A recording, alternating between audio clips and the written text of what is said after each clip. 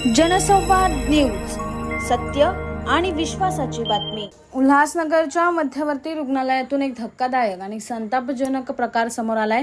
राजकुमार पासी नावाचा रुग्ण गेल्या तब्बल 1 महिन्यांपासून ऑपरेशनसाठी रुग्णालयात दाखल आहे। मात्र डॉक्टर उपलब्ध नाहीत आणि डॉक्टर सुट्टीवर आहेत अशी कारणे देत 4 वेळा ऑपरेशन रद्द करण्यात आल्याचा आरोप रुग्णाने केला आहे।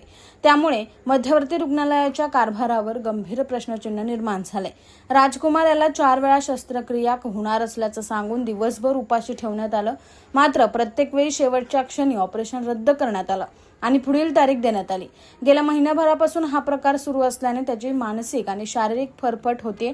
धक्कादायक बाब म्हणजे या रुग्णाला कुठलाही जवळचा वारस किंवा वाली नसल्यानं त्याच्याकडे जाणीवपूर्वक दुर्लक्ष केलं जात असल्याचं बोललं जात आहे। मध्यवर्ती रुग्णालयात कर्जत, कसारा, मुरबाड, शहापूर अशा ग्रामीण भागातून अनेकदा गंभीर रुग्णही येत असतात। मात्र त्यांना थेट कळवा रुग्णालयात पाठवलं जात असल्याने उल्हासनगरच्या मध्यवर्ती रुग्णालयाच्या कार्यक्षमतेवरच प्रश्न निर्माण झाला आहे।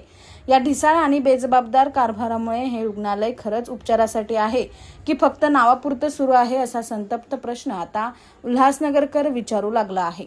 जो भी अस्पताल से मैं एडमिट हूँ, इधर कुछ ये लोग बोलते नहीं है, खाली दवा गोली ऐसे दे रहे थे। कुछ भी एडमिट मेरा कोई सुनवाई हो ही नहीं रहा है इधर से।